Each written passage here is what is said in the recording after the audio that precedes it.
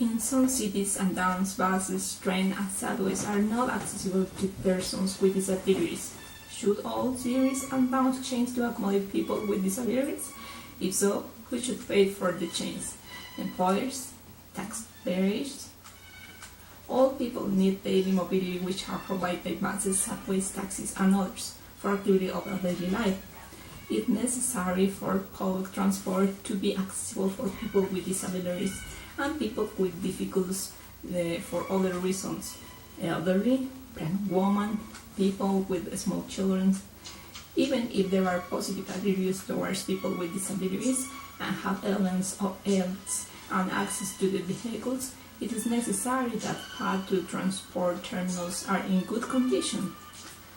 They prevent the wheelchairs or stakes getting cut. In addition, sidewalks should have ramps for easy access, free of obstacles such as trams, debris, hole grids, etc. The sidewalks and waiting areas should be well lit. It should provide seating at stops, even to help the elderly and others who have difficulty standing. This does not necessarily require more surface, but to proper distribution and a suitable and practical furniture. It is imperative that all buildings have an easy access to public and private streets. These should all have relevant erasers of the sidewalks, which are not slab floors and elevators that facilitate the entry of wheelchairs. The authorities and the government should allocate the percentage of the national budget from this purpose.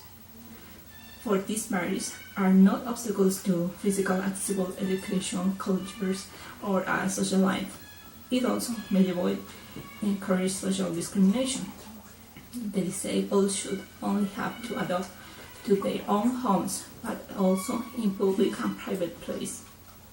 Some of the solutions could be the implement of specific laws on access to buildings and buildings, including private property whose use involves audience.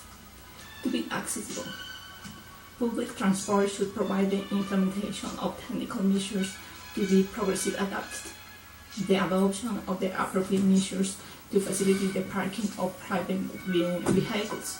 Finally, the need to build a ramp to access the buildings.